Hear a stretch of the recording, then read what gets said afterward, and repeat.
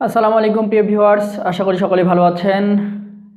ক্লাসের ধারাবাহিকতায় আজকে আমরা পাস ফেল সংক্রান্ত একটা গুরুত্বপূর্ণ ম্যাথ নিয়ে আপনাদের সামনে হাজির হয়েছি। বিসিএস সহ অন্যান্য চাকরির পরীক্ষায় পাস ফেল সংক্রান্ত অঙ্কগুলো প্রায় আসে। আপনারা যারা প্রিপারেশন নিচ্ছেন বা যারা প্রিপারেশন নেবেন বলে ভাবতেছেন, আপনারা কোশ্চিন সমাধানের ক্ষেত্রে দেখেছেন যে এই ধরনের অঙ্কগুলো কিন্তু প্রায় আসে। তো পাস ফেল সংক্রান্ত অঙ্কগুলো কিন্তু আসলে আমরা সহজে সমাধান করতে পারি না, কারণ এই অঙ্কগুলো একটু ক্রিটিক্যাল।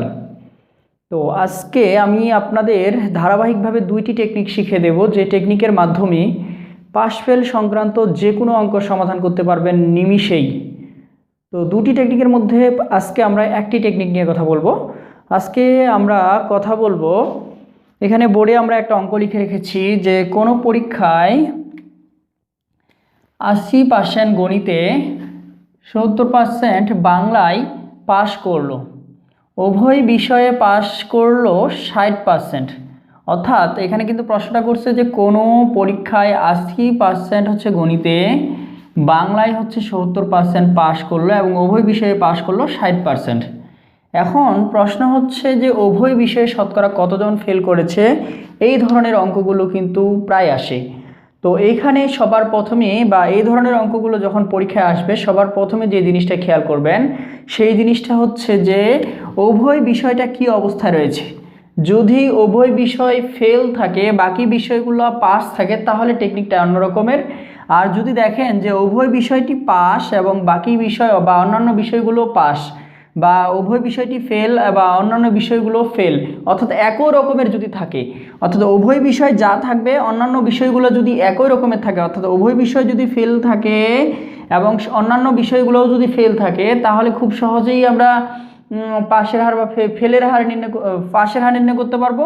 আর যদি উভয় বিষয়টা পাস থাকে, অন্যান্য বিষয়টা ফেল থাকে, তাহলে খুব সহজেই কিন্তু আমরা, অর্থাৎ উভয় বিষয়ে যদি পাস থাকে, অন্য বিষয়ে যদি পাস থাকে, তাহলে খুব সহজেই কিন্তু আমরা ফেলের হার নির্ণয় করতে পারবো।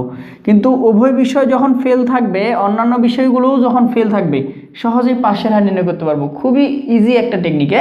সেই টেকনিকটি হচ্ছে, যখন দেখবেন যে উভয় বিষয় একই আছে, যেহেতু আমাদের এখানে দেখা যাচ্ছে যে কোনো পরীক্ষায় 80% গণিতে এবং 70% বাংলায় পাস এবং উভয় বিষয়ে পাস হচ্ছে 60%, তাহলে ফেলের হার আমরা নির্ণয়ের যে টেকনিকটা, ফেলের হার নির্ণয়ের টেকনিকটা হচ্ছে 100 মাইনাস প্রথম বিষয়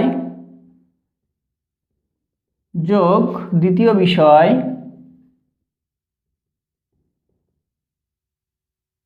বিয়োগ উভয় বিষয়। তাহলে উভয় বিষয় যেটা থাকবে, অন্যান্য বিষয়গুলো যদি একই রকমের থাকে, তাহলে যে টেকনিকটা, সেই টেকনিকটা হচ্ছে যে 100 মাইনাস প্রথম বিষয় যোগ দ্বিতীয় বিষয় মাইনাস উভয় বিষয়। অর্থাৎ আপনাদের খেয়াল করতে হবে যে উভয় বিষয়টা কি অবস্থায় আছে। যদি উভয় বিষয়টা আর অন্যান্য বিষয়গুলো একই রকমের থাকে, অর্থাৎ উভয় বিষয় যদি পাস, অন্যান্য বিষয়ে যদি পাস থাকে, উভয় বিষয় ফেল, অন্যান্য বিষয়ে যদি ফেল থাকে, তাহলে এই টেকনিকটা যদি আপনারা আয়ত্ত করতে পারেন, সেই টেকনিকটা হচ্ছে 100 মাইনাস প্রথম বিষয় যোগ দ্বিতীয় বিষয় মাইনাস উভয় বিষয়। এই টেকনিকটা যদি আয়ত্ত করতে পারেন, খুব সহজেই পাশের হার এবং ফেলের হার নির্ণয় করতে পারবেন। তো আমরা এখন যদি মানটা বসাই দেই, তাহলে 100 মাইনাস প্রথম বিষয় কত 80%, দ্বিতীয় বিষয় কত 70%, উভয় বিষয় কত 60%। এখন যে আমরা এখানে ক্যালকুলেশন করি 100, তাহলে হচ্ছে 150 মাইনাস 60, তাহলে 100 মাইনাস 90, অর্থাৎ 10%। অর্থাৎ ফেলের হার হচ্ছে আমাদের কত পার্সেন্ট? 10%। 10%। টেকনিকটি কি মানে অঙ্কটি কি খুবই কঠিন? একদমই কিন্তু কঠিন না, কিন্তু আমরা বুঝতে পারি না। বুঝতে না পারার কারণে আমাদের কাছে বিষয়গুলো কিন্তু জটিল হয়ে যায়। তো বোঝার জন্য আমি এর আগেও বলেছি, এখনও বলতেছি যে সব সময় খেয়াল রাখবেন যে উভয় বিষয়টি কি অবস্থায় আছে। যদি উভয় বিষয়টি পাস থাকে, অন্যান্য বিষয়গুলো যদি পাস থাকে, তাহলে সব ফেলের হার নির্ণয় করতে পারবেন এই টেকনিকে। আর যদি উভয় বিষয় ফেল থাকে, অন্যান্য বিষয়গুলো যদি ফেল থাকে, তাহলে পাশের হার নির্ণয় করতে পারো এই টেকনিকে। শুধু ফেলের জায়গায় পাস বসবে, বাকি যা আছে তাই একই রকমের।